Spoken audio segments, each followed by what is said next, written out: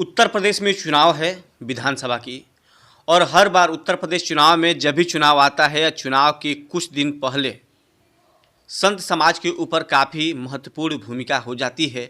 और उस भूमिका में संत समाज किसके तरफ जाता है आप बेखूबी जानते हैं। लेकिन इस बार संत समाज एक तरफ योगी आदित्यनाथ जी हैं, दूसरे तरफ सपा के लोग हैं, सपा गठबंधन के हैं, और एक तरफ इंडिया गठबंधन है।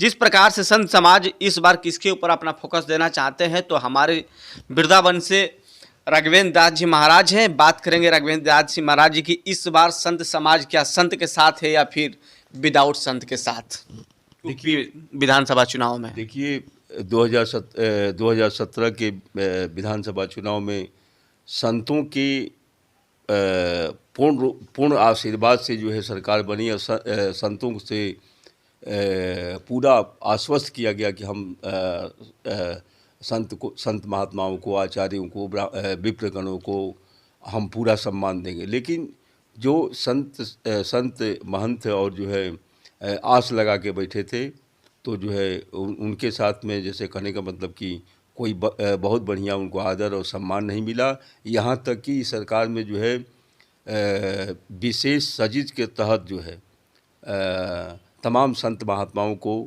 और तमाम ब्राह्मणों के साथ में को जेल भेजा गया। इसलिए संत समाज जो है इस बार जो है आहत है और वो भाजपा के शासन से बहुत दुखी हो गया है। तो इसलिए संत समाज जो है किसी नव सपा को आशीर्वाद देना चाहता है। और लेकिन संत समाज का आशीर्वाद काफ़ी मायने रखता है उत्तर प्रदेश में। देखिए उसमें कहने का मतलब क्या है ना कि सृष्टि का ये नियम है कि जैसे वेद से कर्म, कर्म से यज्ञ, यज्ञ से बरसात, बरसात से अन्न, अन्न से प्राणी और प्राणी से रक्त, रक्त से खून, खून से बीज और बीज से उत्पत्ति। तो ये यज्ञ से बरसात होती है। तो उसमें बिना संत महात्माओं के आशीर्वाद के सरकार तो क्या किसी संसार में किसी भी चीज़ के सिद्धिकरण का संभव हो ही नहीं सकता है। जब संत ही आशीर्वाद देते हैं तो कोई धनवान बनता है, कोई राजा बनता है, कोई प्रधानमंत्री बनता है, कोई गृह मंत्री बनता है, कोई कुछ बनता है। और संत जिसे विमुख होता है तो वहाँ से सारी चीज़ें चली जाती हैं। इसलिए संत महात्माओं के साथ में जो सरकार जो है छल की है, तो संत महात्मा जो है बिल्कुल इनको जो है वो तिरस्कार के उससे जो है वो भाजपा की तरफ जो है नहीं देख रहे हैं। क्योंकि भाजपा का नारा है, चाहे मोदी जी का नारा है कि सबका साथ सबका विकास। लेकिन ये तो केवल मात्र कहने के लिए जैसे ये सरकार तो जो है बिल्कुल जानबूझ के धोखा करती है। अब जैसे हमको 2014 में राजनाथ सिंह ने अपने अड़तीस अशोका रोड पे बुला करके राघवेंद्र दास जी महाराज वृंदावन वाले, जब भी कोई चुनाव आता है, लोकसभा के चुनाव आता है, विधानसभा के चुनाव आता है, या फिर कोई भी विधानसभा, भारत में कोई भी विधानसभा का चुनाव आता है, तो राघवेंद्र दास जी महाराज भविष्यवाणी करते हैं चुनाव में। चुनाव से कुछ दिन पहले राघवेंद्र दास जी महाराज भविष्यवाणी करते हैं। और मुझे जहाँ तक जो बातें सामने आई है, मैंने जो देखा, जो पेपर के कटिंग के माध्यम से, सोशल मीडिया के माध्यम से देखा कि उसमें 90% आपकी भविष्यवाणी सफल होती है। तो क्या अपेक्षा फिर उसी भविष्यवाणी पर रखा जाए? चलिए देखिए, हम ना तो कोई ज्योतिषी हैं, ना तो हम जैसे लेकिन भविष्यवाणी तो करते नहीं। हम जो है हम तपस्या के माध्यम से जो है तपस्या के माध्यम से हमारे हृदय में केवल भगवान नारायण बसते हैं। दूसरी बात यह है, आदमी के शरीर में दो चीज़ें होती हैं, एक आत्मा, एक मन। तो हम तपस्या के मार्ग में आत्म मंथन किए हैं। हम जल्दी कोई बात कहते नहीं हैं।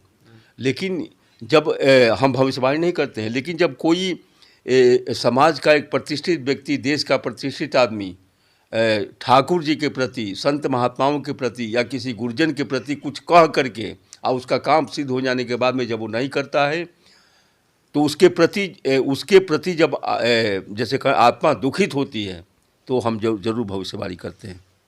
तो आज वो भविष्यवाणी देखिए हमारे साथ छल हुआ है। जब जब सरकार का चुनाव आता है, चाहे उत्तर प्रदेश का चुनाव हो, चाहे वो कहीं का चुनाव हो, चाहे लोकसभा का चुनाव हो, चाहे विधानसभा का चुनाव हो, तो हमको आदर सहित वो उस पार्टी का जो है, जैसे जो राष्ट्रीय अध्यक्ष हो, वो बुलाता है। अब बुला के अन्य विनय करता कि स्वामी जी जो है हमको आशीर्वाद दीजिए, हम सरकार बना देंगे। तो हम लोग बात रखते हैं कि अच्छा सरकार बना लोगे तो आप क्या देश के लिए, धर्म के लिए क्या करोगे। तो हम लोग उसको हाथ में जल चावल फूल दे के संकल्प करवाते हैं। और फिर जैसे ही सरकार बनती है तो खाली आश्वासन देता है। वो रिजल्ट तौर पे हम 2014 में राजनाथ सिंह अपने अर्थी अशोका रोड पे राष्ट्रीय अध्यक्ष थे।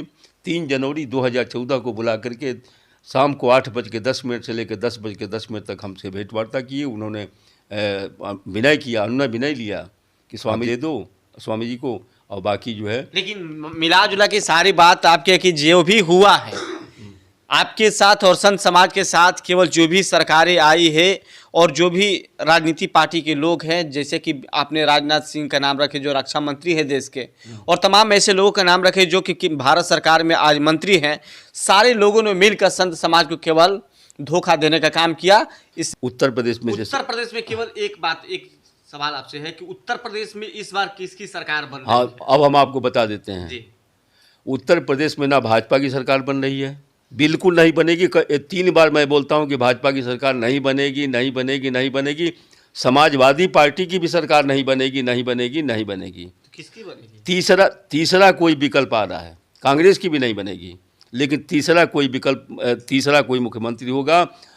अगर हमारी बात को जो है देश का कोई भी आदमी कोई बात सुन रहा हो तो ये आज जो है 23 जो है जनवरी 23 जनवरी है, और आज दिन जो है आपका जो है रविवार है, और समय जो भी है मेरी बात को लिख ले, और मेरी बात को लिख ले कि उत्तर प्रदेश में न भाजपा की सरकार बनेगी, न सपा की सरकार बनेगी, न कांग्रेस की बनेगी।